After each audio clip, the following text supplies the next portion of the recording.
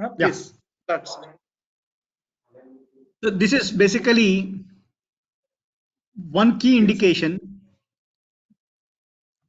that we basically look at when we try to get into the work culture of an industry. And this invariably is from a sugar industry itself. One tower is for sugar process boiler and the other is for the cogen. Usually when we talk about sugar industries, it is to be remembered, it is important that this is basically a process oriented. So when the process is being discussed, we as energy auditors will necessarily have to do our primary groundwork, primary study in understanding what the actual process is, how the raw material is being taken in, what are the ingredients, what are the inputs, and what is the finished product, and what is the ultimate objective of an industry has got to be studied in detail so that any recommendations that we make would come in very handy and they are really implementable. Because most of the times there are many cases where audits are done but they are not executed. So here I would be taking you along in the way the process is so that you will probably understand what actually we have been going through and how the things are being done. Now this slide, that photo that you are seeing right now is an area where the sugar cane is taken in into the feeding area. You can see huge cranes. I'll also show you the Sir, we are conveyor. seeing only the first Please? slide, sir. We are seeing only the first slide. So are you not able to see the thing? No, sir. Next. You are able to see the picture with the two chimneys. Slideshow should start now. You should. It's already on, sir. Slideshow is already on. But We you are should not go seeing. to click to 1 the minute, next sir. slide. 1 minute. I think 1 minute, sir. Let me just. Now it's Now it's second cranes, slide. yes. Yes. Now yes. crane is visible. Now crane is visible. Yeah. Okay, sir. Okay. In that case, I will just continue with the same way. Correct. Okay. Correct. Now, Thank you.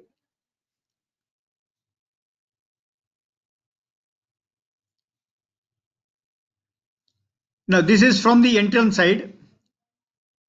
This is me and my team who are basically there to assess how the work has been going on. Now, you will see the cane, I mean the sugar cane being unloaded from the top side. Of course, this is not from my collection of photos. It is just downloaded so that I can give you a top view. See, in the entire process, this is about this again is not from my side. Usually we have motors ranging from 500 kilowatt to around 1000 kilowatt for handling the cane, I mean for conveying the sugar cane into the crusher down. Now, what is more important in this particular aspect? You can see the size of the motors. Of course, you will have to imagine the size of the motor. Yeah, I think it is here somewhere. If you can see this here, Yes. where my cursor is being moved around. And of course, there will be a couple of motors at the other side as well. See, these motors are usually in the range of around 500 to 1000 kilowatt. So, when we talk about this size of motor, usually it is a high HT, that is around 6.6 kilovolt, and some could be using even 11 kilovolt. What is more important is to assess whether the motor is being loaded optimally or not, because any amount of savings on these large sized motors is very significant. Now, how do we do this? There are two aspects. One is physically loading the sugarcane. The other is by measuring the actual torque delivered by the motor shaft onto the conveyor system. Now, this is a very tricky situation because online measurement of torque is very difficult. Not that we don't have tools, we do have online torque measuring unit instrument with us, but the point is there is no provision to mount the sensors because the system has not been designed to carry out online torque measurement system.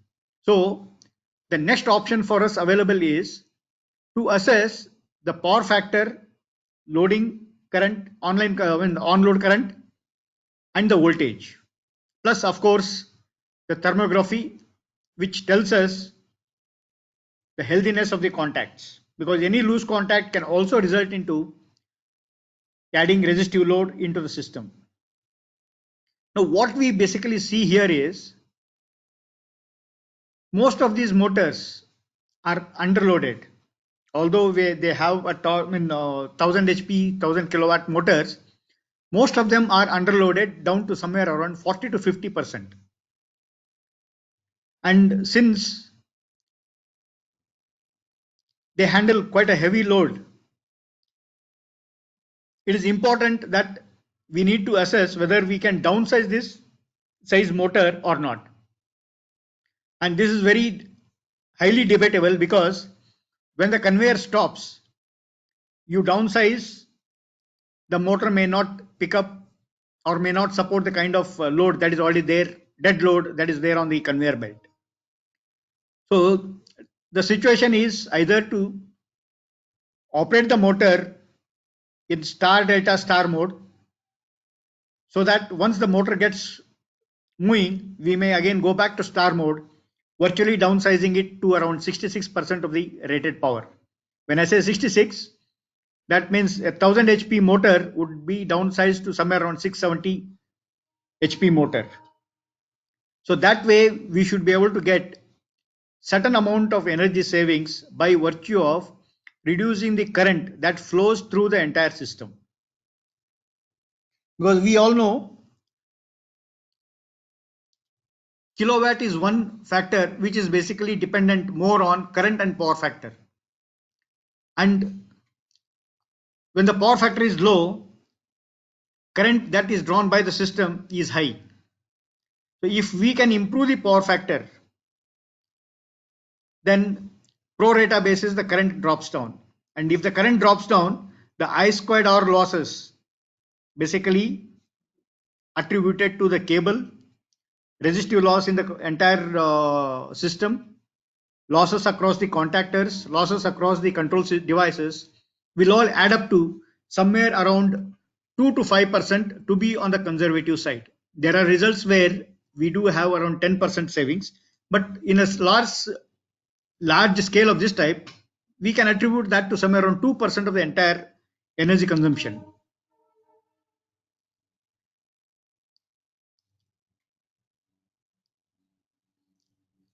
Now, after the sugar is fed into the milling zone from the conveyor,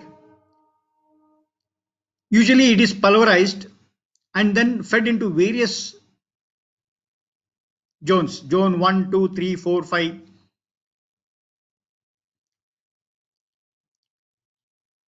Now, the very objective of this is to extract all the juice that is there in the sugarcane so that it can be utilized for our next process. Now, I'll just try to show you. You can have a look at this particular, this is a video which gives you an indication. Of course, from now on, I think my screens will start, my videos will start. Now, when I show you this particular video, what we need to understand is to keep a watch on is basically the way how the crushed cane is being pushed into.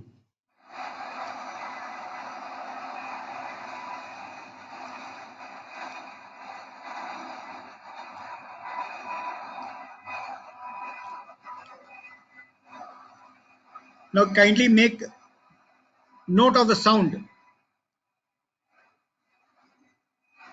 the whistling sound that you hear, because I would be referring this whistling sound in the subsequent slides.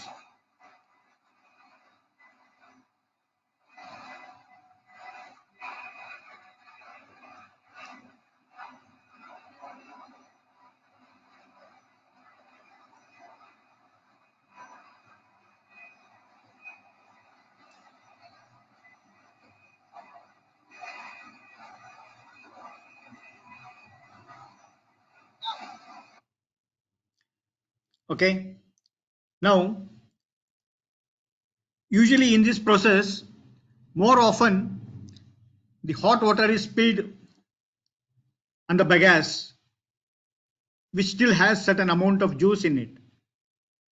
So what we basically try to do is spray a good amount of hot water to see that maximum juice is extracted out from the bagasse, crushed cane. Now you can see this here, a similar one but in a closer look.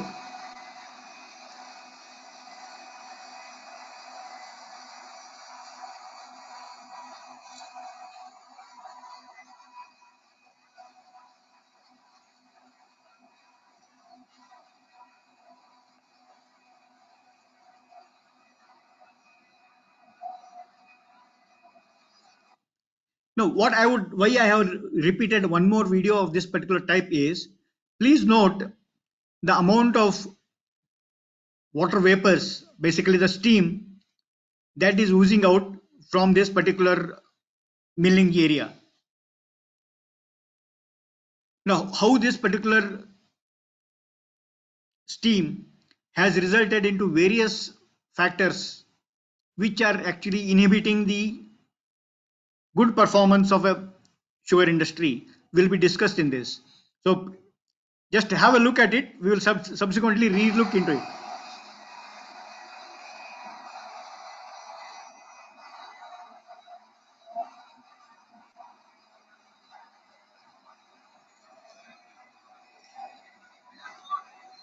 Look at the working area, the kind of steam that is being oozing out.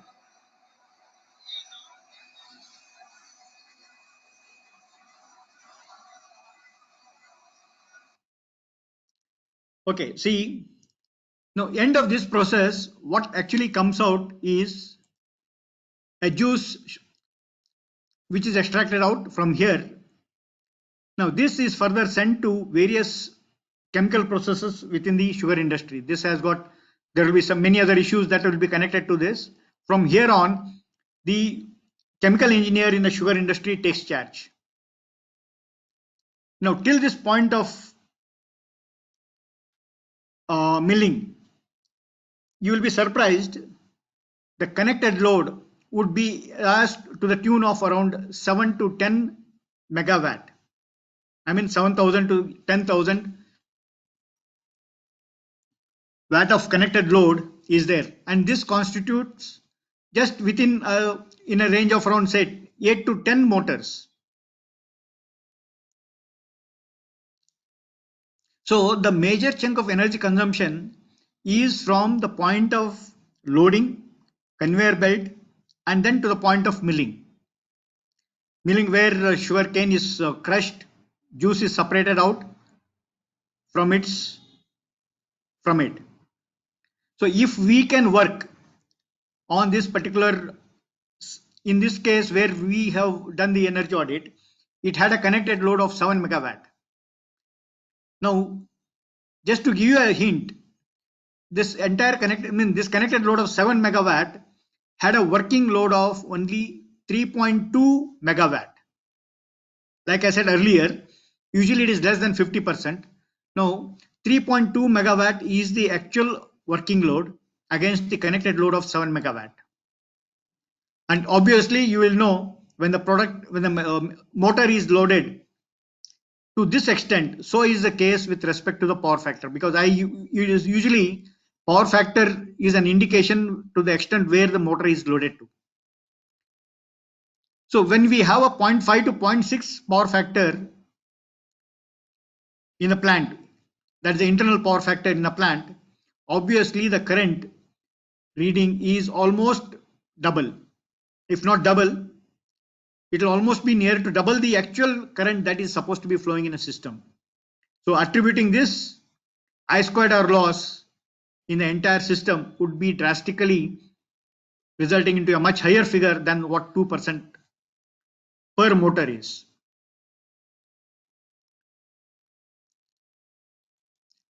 Now, in the earlier thing I said, kindly just listen to the whistling sound in the plant.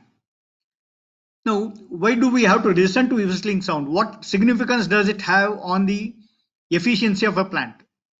See, there are two things. One is, when we talk about energy efficiency, it is not just the savings in terms of kilowatt. It is in terms of good working environment, safe practices.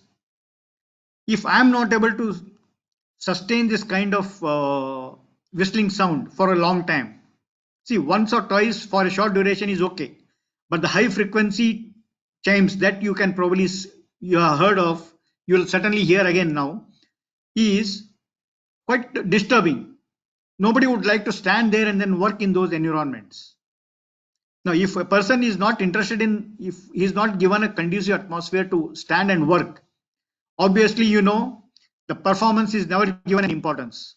What is given an importance is just keep the process going at any cost. Nobody will have patience to stand there and listen to all the chirping sound or whistling sound in the plant. Now, in this particular video, the task for us was to identify where the sound was coming out from. Now, the instrument that you see here is another instrument where we have used to identify the source of that chirping sound, whistling sound. Just listen to this and you will see one LED blinking, sliding up and down. As we move the instrument from one direction to the other direction, you will find that particular indicator, and at one point it touches the topmost highest level and then comes back. Please do see this and also listen to the whistling sound.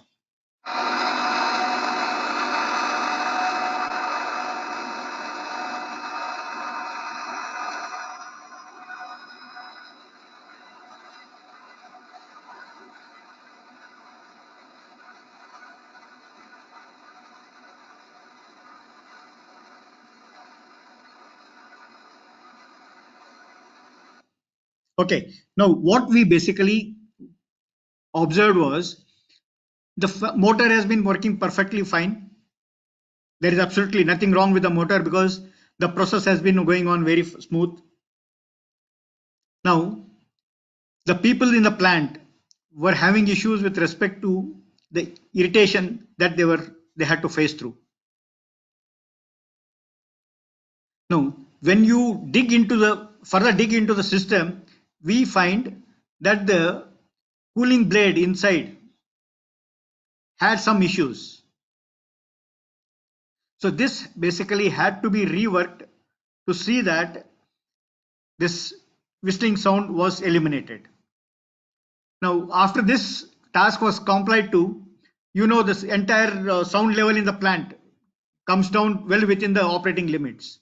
Because if the pollution control board people were to walk in, obviously 110 decibels is not an acceptable standard.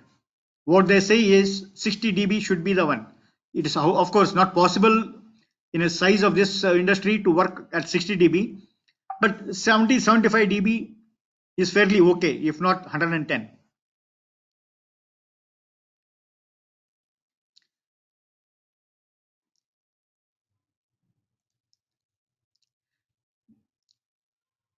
Now, I'm just showing you a stationary photo here. You can see the conveyor belt that carries the bagasse is a source for all the steam that is oozing out from this particular part. If you can see this, which I'm showing right now. And I will also now take you to one more video where I'll prompt you as and when the things get going. You can see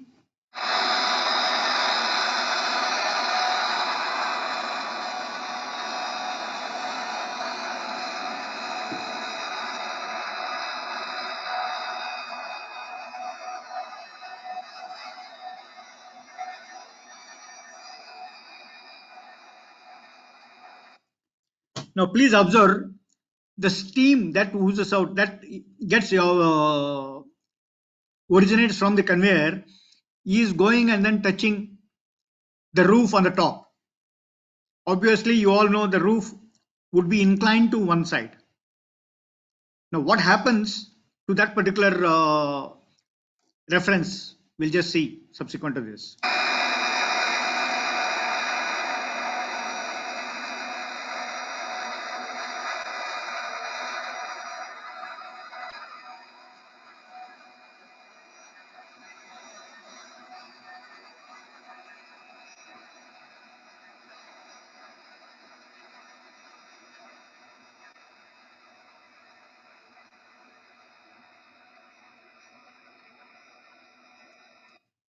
Now look at the density, thick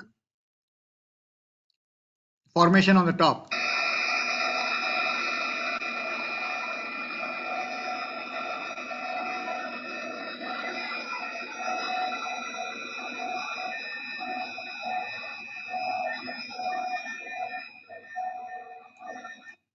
Yeah, now the steam that was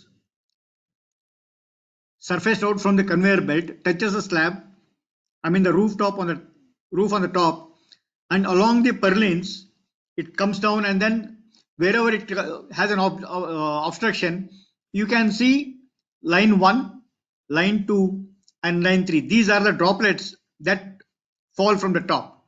Basically the hot water gets trapped in there, and then it falls down onto the working surface area.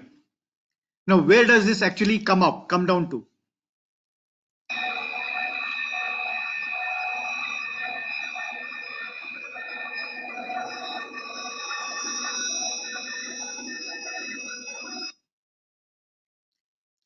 Now you can see there is a motor here.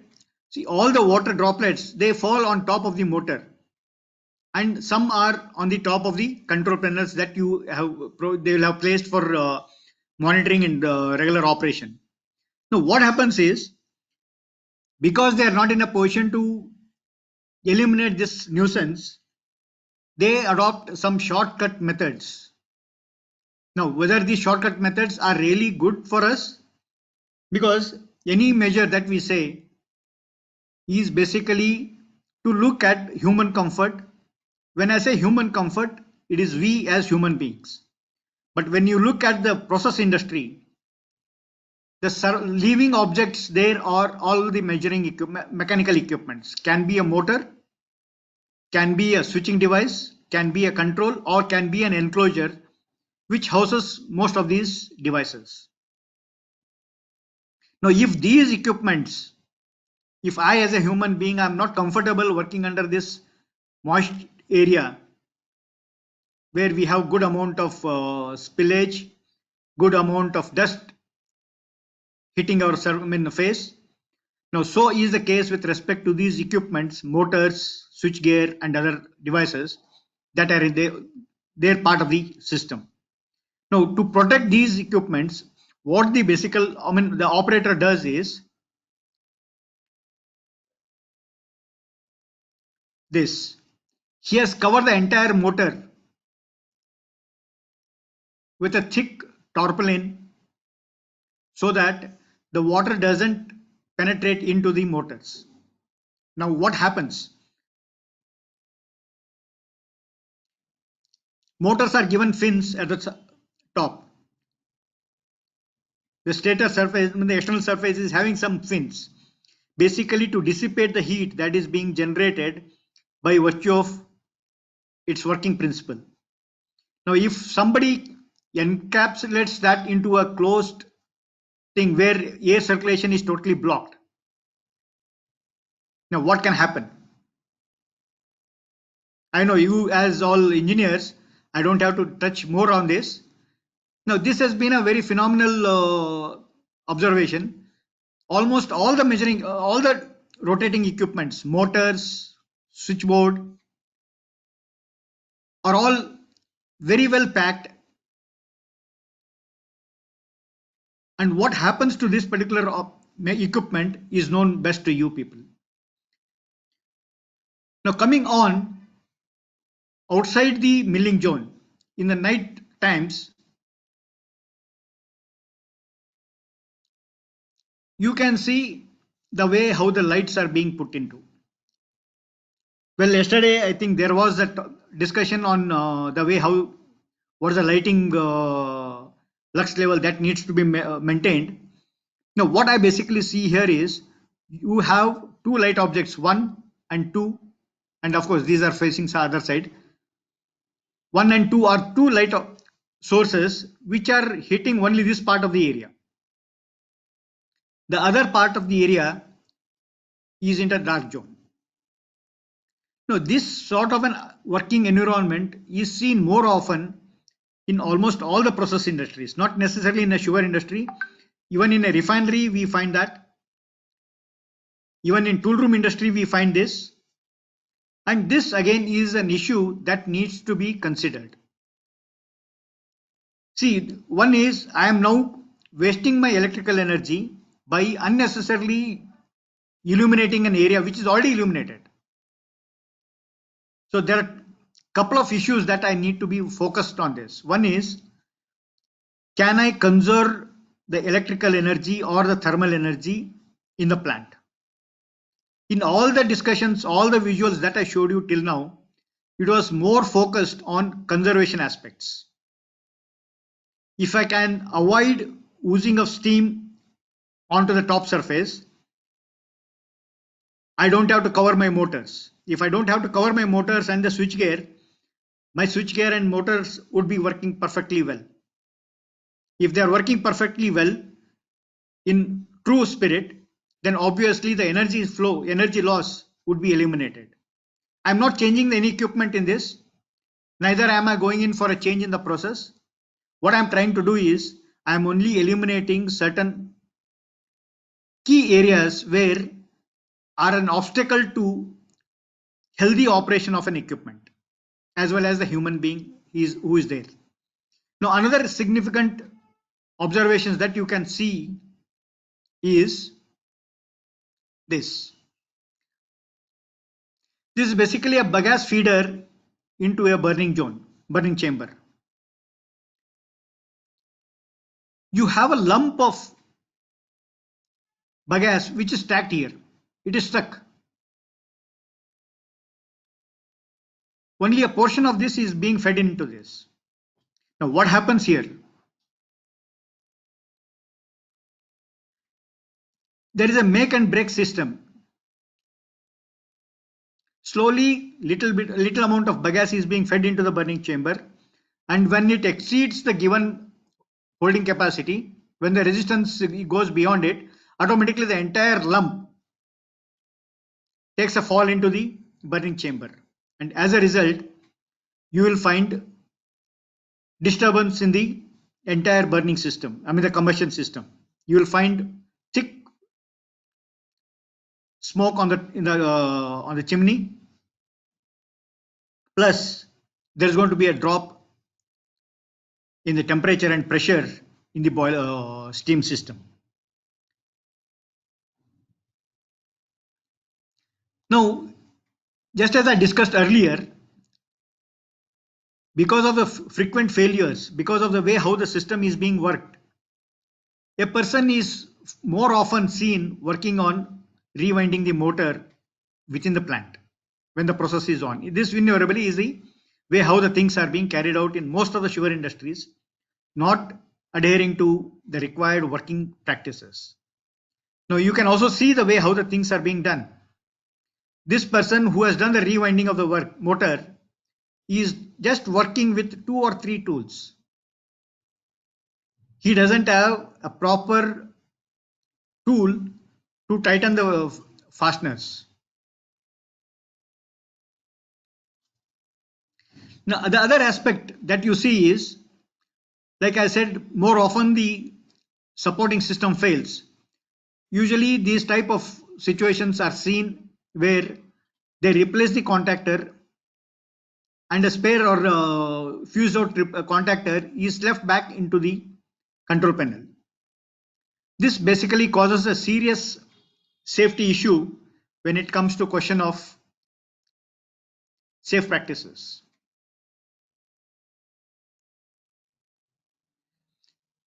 Sorry.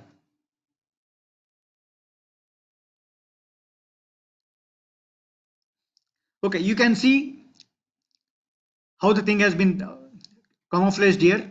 The other one was using a tarpaulin. Now here the people have at least put in a metal sheet on the top where little bit of ventilation is made available to the plant. Now, the other significant point that one needs to observe is the spillage in and around this. Now this I would be touching upon subsequent to this slide. Just keep a note. See, you observe this is the actual image. What you see on the left top corner is the actual image, and what you see on the right side is a thermographic image of the same object. Now,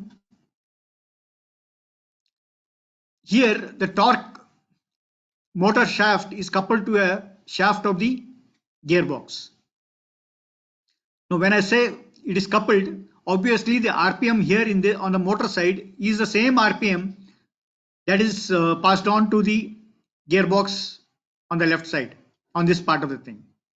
So when the RPM is the same, when the torque exerted by this is already taken by the gearbox on the left side, there should not be any variation or deviation in the temperature on both the sides. Now what we see basically here is,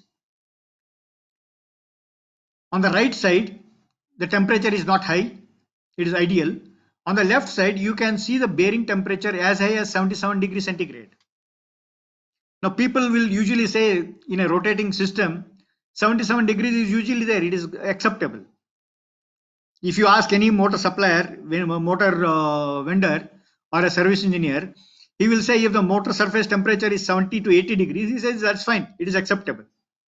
But here point of observation is differential. If motor end it is 40, why is it 77 at the loading end? We need to have a clear understanding of this particular aspect. Now here this is more visible to you. See, you can see on the right side temperature is hardly around 50 or so on the motor side, whereas on the gearbox side you have temperature as high as 73 or 74, just as I had showed you in the earlier image. Now here again you can see the box being covered. There's another case. See, you will all understand that these are all control wires. They are not the actual load carrying wires, they are all control wires. Now these are known to carry not more than 1 amp. Now why a cable carrying 1 amp has to have a temperature as high as 50 degrees centigrade? Is that acceptable?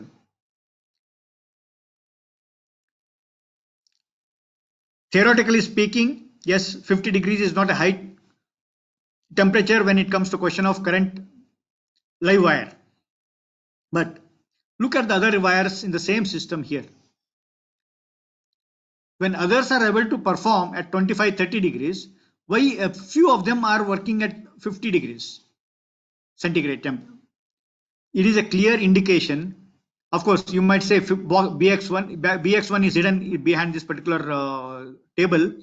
This is BX1, box 1, and this is box 2. So few of the contacts in the system are basically loose. Now these loose contacts are again attributed to the moisture content in the shop floor area, which causes lot of resistive load, and it is a some sort of a what you call as repeat cycle. Resistance goes up, current flows up, goes up, and as the current goes up, heat generated is more, and then again further current is drawn.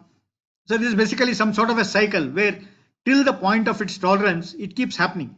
Current keeps on going up, and the heat generation is more. Once the heat goes up, the current again goes up, and finally it will blow out beyond its tolerance level. Now, what happens to all these minor things? They're all very small, tiny contributors to what can happen to an entire working performance. You will see in the next part. See, this is a cable tray. You can see this cable tray. And you will also, you'll have to excuse me because the photo is a bit dark. You will have to have a clean, close observation here. This is a way how the cable is taking a turn here. And this is taking a S rise. This is taking a turn, this is taking a rise. So you can see all these cables are basically live. But some of the cables are ideal, say around 30-35 degrees, and you can see 3 cables are reaching somewhere near 46.5 degrees centigrade.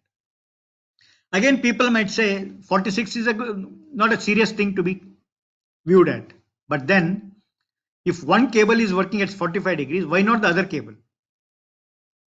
If all the cables are working at say 40 to 45 degrees, I would accept it. But you can see the very cable next to this particular hot one is almost ideal, 30-35 degrees. So this is basically an indication that all those minor contributors may be from the control panel, may be from the motor, or maybe from the contactor, all those loose contacts that have developed over, it is a collective effect that has resulted into heating of these particular cables. Now, this is another case of the motor. I would just like to show you the video of this so that you get a clear indication as to how it actually happens. This is again a thermographic image.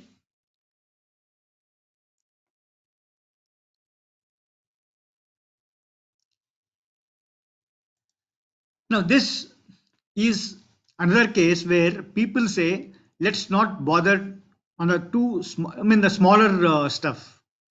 But what I say is, every tiny contributor surfaces out to be a major contributor when it comes to the overall picture. See, these are all the feeding tubes into a boiler. On the left hand side, you can see them. And on the right hand side, you see a thermographic image. See the temperature range. 70 to 150 degrees is the surface temperature. And when a crosswind blows by, all the heat is taken away by the wind. So it results into a cooling effect on these pipes. As a result, it is a net loss for the thermal system that is there in the plant. And the next one, probably yesterday again it has been touched. You can see how the things are being managed.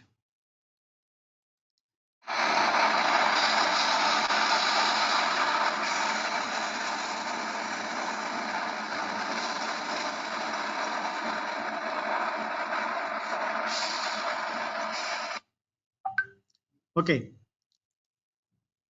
Now, the last belt here is completely loose, and the next one is a bit tight, but not completely tight. And the rest of the load is actually handled by the other belts. So the entire system has got to be viewed in this case. Point number 1, are these belts really working to their rated specifications? Now, if one belt is going bad more often, why is it going bad?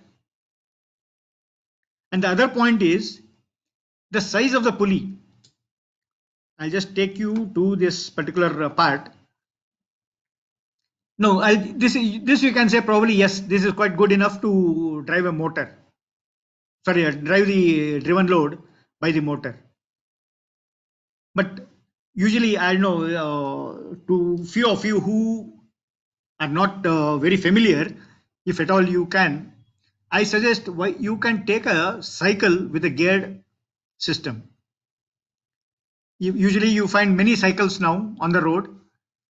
On the front side, you have 3 gears, and on the rear side, you have 7 or 9 gears. Some are even with 11 gears. Just borrow the cycle for a couple of minutes to feel the difference. You may not be a professional cyclist or you may not be a physical fitness freak, but what I suggest is everybody would obviously be comfortable driving a two-wheeler. Take the cycle, borrow the cycle from whoever is close to you, and ride the cycle with the front side on the 3rd gear. Second, I mean, the back side can be any gear, no problem. Because the front one is the driven gear, is the driver, and the rear is the driven. Let the driven be as it is. Ride the cycle with the 3rd gear. See how much of pressure you need to exert on the pedal. Subsequently move the same thing onto the 2nd gear and feel by yourself how much of pressure you exert on the vehicle. That clearly gives you an indication, because see, we are very comfortable in talking. We can say, okay, you reduce the gear, you should be able to reduce the work done. Yesterday there was one slide exhibit shown by Mr. Ashok Sethuraman. Now what I suggest is, this is a best way to feel among ourselves. Just try it and you will obviously feel the kind of difference that makes when you downsize the pulley by 1 inch. It almost comes down to half the efforts, and you should feel that for yourself in the first instance. And of course, rest of the cases, pulley, belt tightening and other things would obviously be felt by you if you continue to drive your cycle. The other area that we basically see is we are not used to managing our assets in any of the plants. When I say industrial establishment, yes, the same thing is also seen even in case of educational institutions, because I happen to do too many NAC audits, done more than around 50 to 70 NAC audits, including medical college, engineering college, and other non-professional degree colleges. There are too many assets that basically have not been put to use properly. If at all they are put to use, they are not working in the systematic way. Just as you saw light, one is already, you are re-illuminating an illuminated area. Likewise, here you will find this particular cooling tower. It draws quite a high amount of energy. It has got around 150 kilowatt air blower. Just have a look at it. You can see the blades on the top.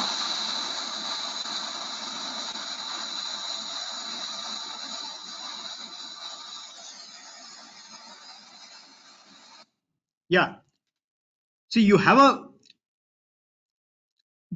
fan which is in operation. You saw a little bit of water oozing out from the wall, but the cooling tower is totally dry. You can see on the right hand side, it is not at all loaded.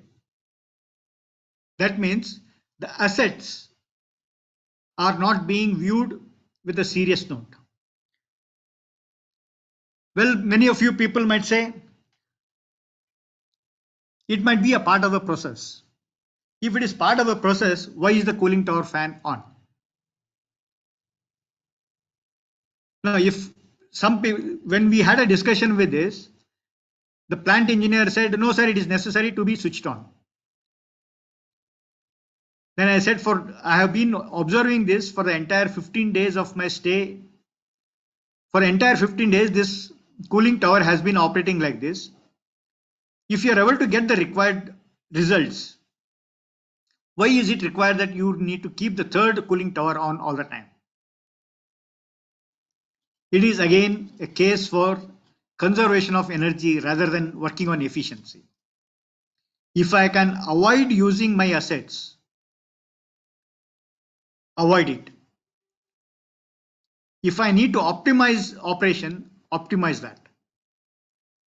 That is where most of the energy savings can come. See, all this point of discussion so far which I did have nothing to do with any investment. It is only the mindset of an individual working in a plant. Now, this is another case where subcontract was given to one of the work that need to be executed. Now, what happens here? He needs cooling, water to cool his system that is being rectified on the top. Now, what is happening in this process is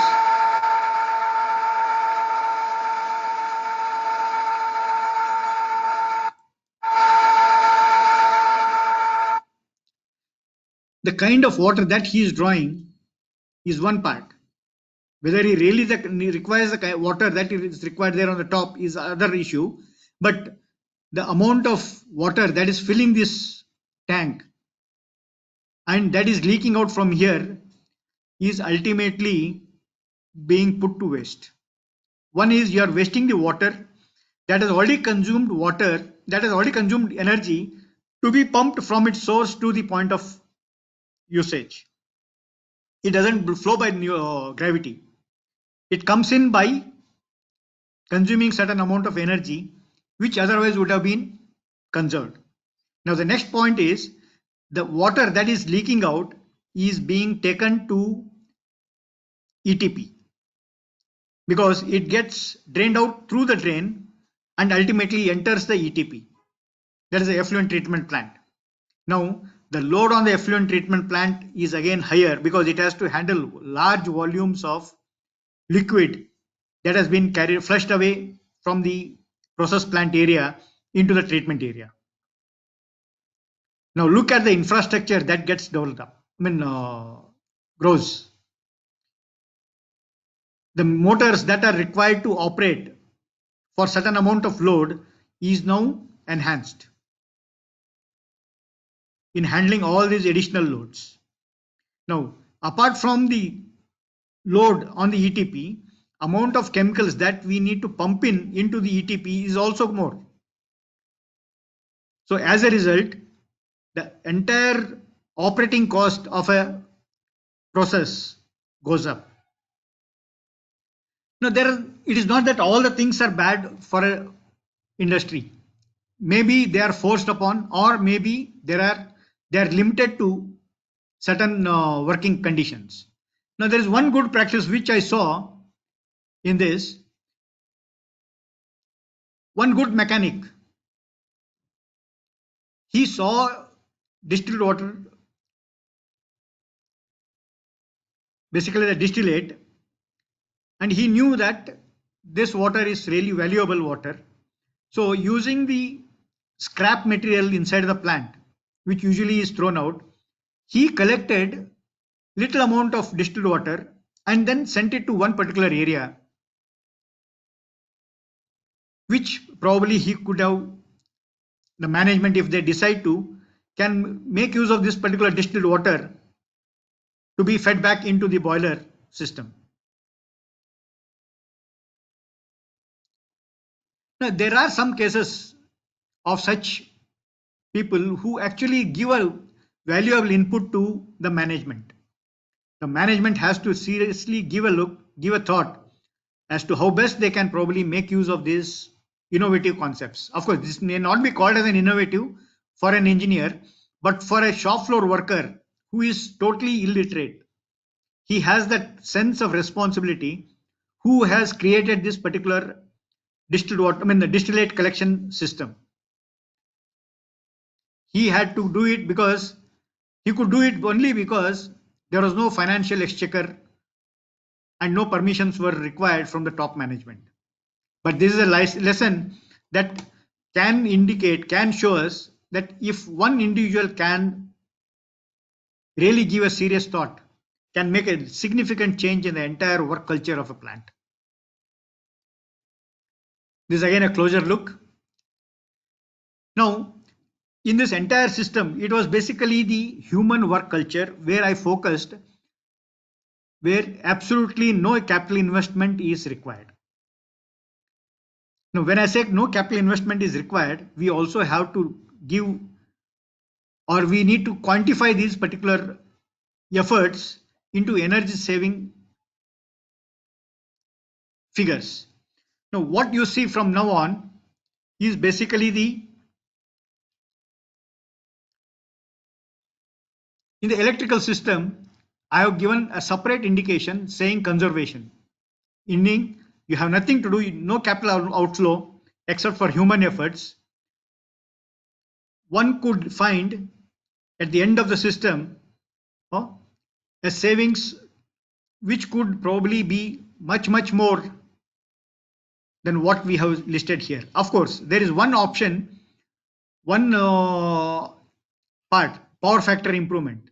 This obviously has to be supported with required capacitor ratings, which gives a significant savings. And this you can see a saving of around 7.4 lakh rupees per month has been seen when you invest somewhere around 21 lakhs in this. And this 21 lakhs is basically is attributed to power factor issues.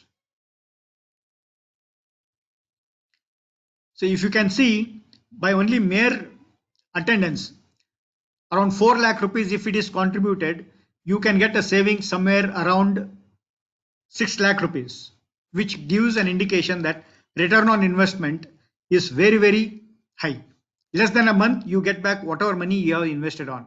Only by physical observation, sense of energy conservation, if it is imparted into a shop floor worker. The next one that you see is basically we are talking about efficiency. This again I'm touching upon lighting. See, the entire plant had around 1,000 tube lights in the plant, consuming around 55 watts. Please mark my words, tube lights consuming 50 to 55 watts of energy. If they are replaced with LED, costing around 70 rupees unit, does the same job and they could save quite a phenomenal amount of power for them. Now that was again less than 2 months was the ROI. Now electrical contacts. Why did I have to put this onto the efficiency part? See, I said you need to have a 1.25 lakh as a capital outflow. This is mainly because we recommended that the plant procure one thermal imager for themselves and carry out periodical inspection of the contacts. If we can do that, you should be able to address all the loose contacts and see that the system is working fine. If the system is working fine, arresting all the loose contacts, there obviously will not be any fire threats, no trippings, no breakdowns, and the net savings is phenomenally very high, and it does fall into the safety compliance in the system. Now the next one is there are thousands of motors in a sugar industry. Most of these motors invariably are rewound. You have already seen that there is always a person rewinding the motor. Now if these small motors are more often rewound, they don't obviously go for an actual process of rewinding. See, one significant observation that you need to know is usually when a motor is sent for rewinding, the amount of copper utilized comes down by around 1 to 2%, and it is dipped in a insulating media, and after a certain time it is pulled out and then hanged so that all the insulation media comes out. Now the original equipment manufacturer doesn't do this exercise. What he does is basically he goes in a process what is called as vacuum impregnation. All the windings are placed into a cubicle. First instance, it is airtight and all the air is drawn out from the cubicle and the insulation media is pumped in. And when the insulation media is pumped in, it takes entry into all the minute tiny areas because there is no air bubble happening there. And after a certain amount of duration, they again suck out all the liquid, all the insulation media. As a result, there is not even a little bit of insulation media that you see in the form of a bubble on the winding. So as a result, the windings are perfect, but when it is sent for rewinding, you will not get that kind of finishing, and as a result, lot of internal losses happen. So it is important that if you can avoid going in for rewinding and look if you can replace them with F2, F3, F4 motors based on the applications they are being put to use. This is of course a capital intensive. This needs lot of wide acceptance both from the management as well as from the accounts department, and more important is knowledge of application of F2 motor, F3 motor and F4 motors. Not all motors are good to be replaced with F4. They might be very efficient, but when they are replaced, when they are put into operation in a wrong area, obviously they would be the worst performers. So it is important that one understands why F3, F4 and F2 motors are to be selected and how they are supposed to be selected. Now you must, on the other improvement side, where we discussed, you have already seen that there are many areas where, rather I did not tell you, you have not seen it, there are areas where most of the motors are running idle, not doing any job. One example is basically the cooling tower which I showed you.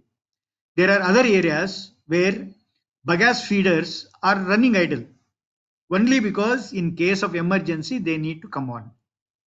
Now there what can be done is industrial automation plays a very significant role,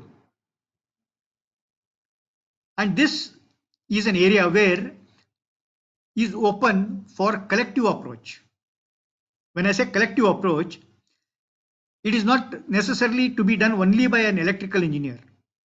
The mechanical engineer who needs to keep the bagasse fed into the burning chamber, has to work on the requirement. He has to tell the electrical engineer as to when the conveyor should be on and when it should not be on. What is the time duration that it has got to be kept into operation? How frequently you need to keep the conveyor belt in a test mode so that it is ready for operation when it is required.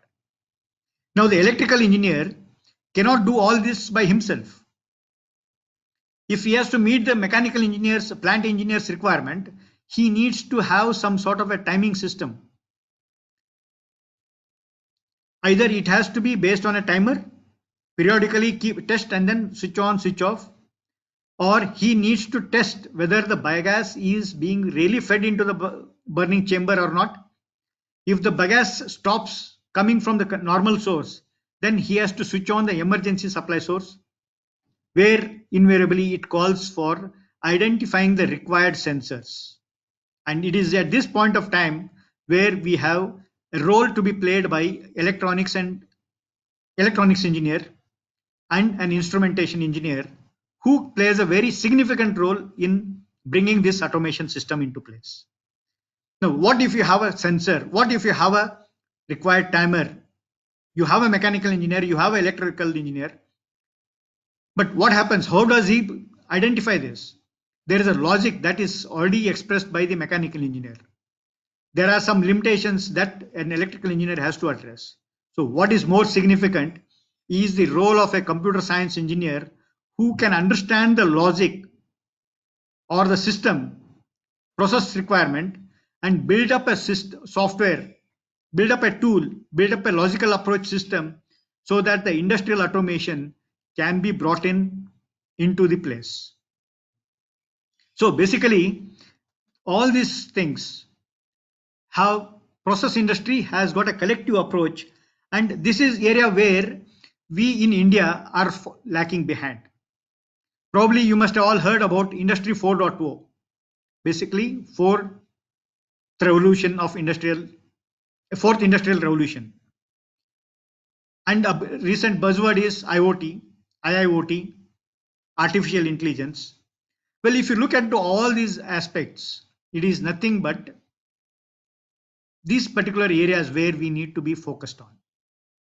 They always almost focus on increasing the comfort zone of a human being, increasing the efficiency of a plant, and the net result is worker on the shop floor is quite comfortable because he is working in a clean and green environment.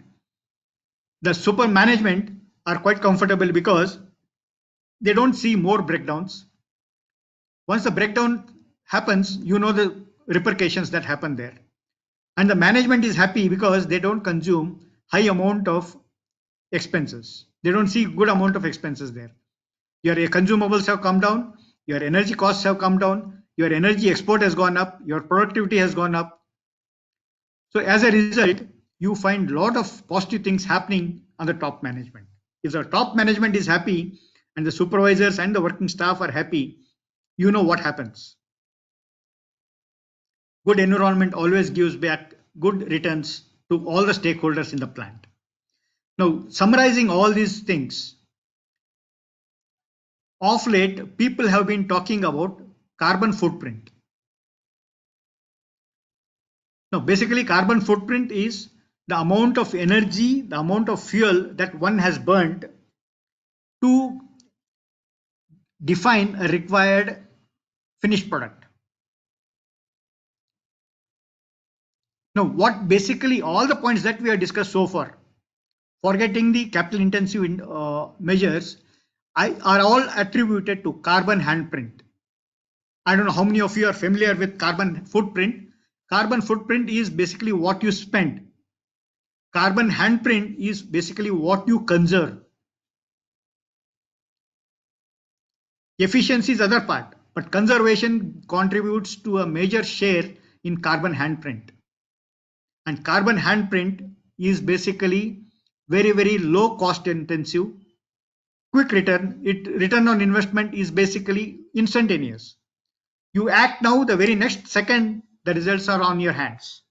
So basically, net result is, if we all talk about carbon footprint impact of my manufactured product, carbon handprint initiatives in making this carbon footprint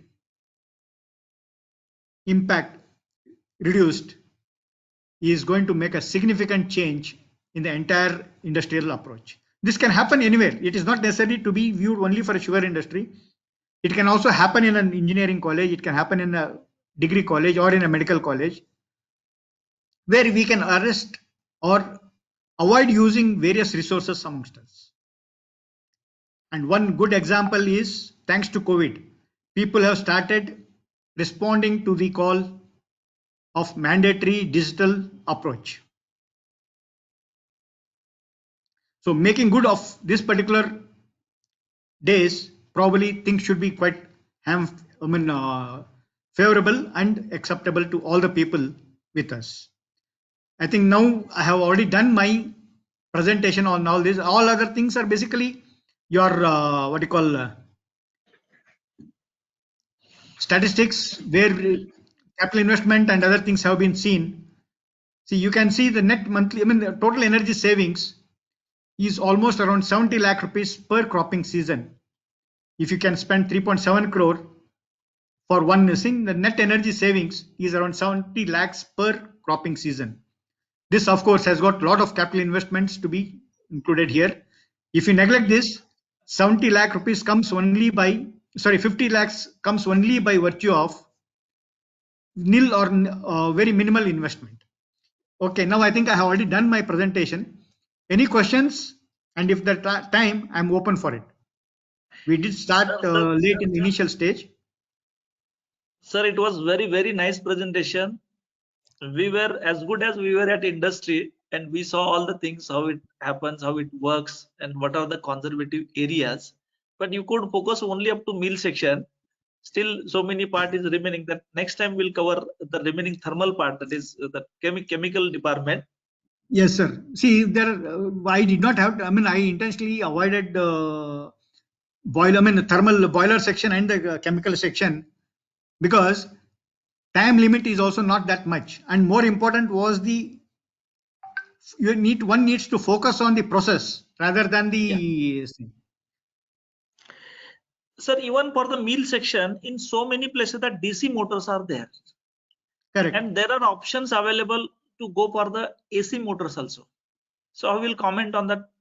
How to prepare with go for the DC or AC is better. AC with See, VFD. sir, with VFD is certainly better. Okay. But what I'm saying is the cost factors that are involved. See, most of the industries have already got AC motors now. Yeah. Going in for VFD is a very capital intensive. Now, if one needs to replace these with a new technology, obviously you know the financial implications. And in the present context, what I basically learned from the management is they are not interested in manufacturing sugar. Yeah. They are interested in manufacturing power and Correct. spirit. Because the return on investment in the power and spirit, the distillery is much higher. You know, even what happens for the sugar factory, that they are generating electricity as a captive. Everything is there for whatever is required for their requirements. It is being generated there. So cost of electricity is around 250 to 30 like this for them actually. So even they are not interested to go for the replacement or the changing in the mill section also. What we observed. Correct. Yeah. Because it is not, they are not paying from their pockets, no? Correct. Yes, it is being generated from the bagasse itself. Yes. So they feel like They are it's more okay. interested in generating the spirit. Yeah, correct. Spirit and power. But it was super awesome presentation, and you have brought really. I feel I was at industry and we could observe the sound, vibrations, the use of instruments. So many things you have brought in single that with the digital mode. Yes, sir, my only anybody objective has was. questions? Anybody has questions? Sir, My it was an objective. Is there any question from participants? Please, you can put into the chat. They can I unmute am and Oscar. please. I am there. It was an awesome presentation, sir. It was an awesome presentation with all Thank you, sir. pictorial representations, everything. It was really fantastic. And congratulations, Mallikarjun sir, and congratulations for the organizers, Dr. Sanjay. So industry automation, yes, talked very nice. That is, we are going several steps ahead of conducting ordinary energy audit, thermal and electrical. So he has mentioned about emerging technologies like industry automation. So integrating all these artificial intelligence, IIoT, everything. That is the next step ahead, and we have got several ways. There is a lot of work to do in this, getting ourselves with the equipped with the knowledge. So we are going digital in one way. So there we will also be helping the industry because your productivity will go up, your downtime will go down, then the performance efficiency will be achieved and profitability will be achieved. So that is a way ahead. And he has, Mallikarjun has shown some directions in which we have to act. Thank you very much, sir. Thank you, sir. It was very nice. It was very nice. Sir, key objective of my presentation today was that as energy auditors, we need not have to look only at kilowatt savings or the fuel savings. We need to look at the process industry and see where conservations are possible, because conservation always prevails over efficiency. Yeah, true, true. Yes, sir. I think that Prakash sir has joined. Prakash sir,